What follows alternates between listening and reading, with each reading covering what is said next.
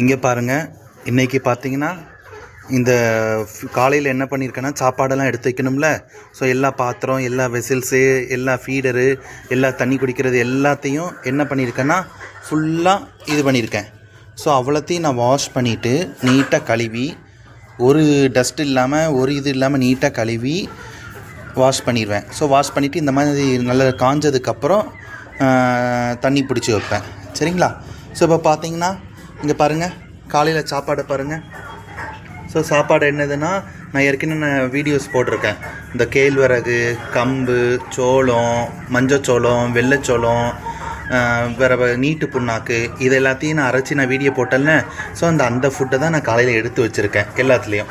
இப்போ எல்லாம் அந்த இது இருக்குல்ல, அந்த பிளேட்டு, அந்த பாத்திரம் எல்லாம் இருக்குல்ல. ஸோ இது எல்லாத்தையும் நல்லா கழுவி சுத்தமாக வச்சுருவேன். ஏன்னா நம்ம கழுவி சுத்தமாக வைக்கிறனால தான் அதுக்கு எந்த நோயும் எதுவுமே வராது.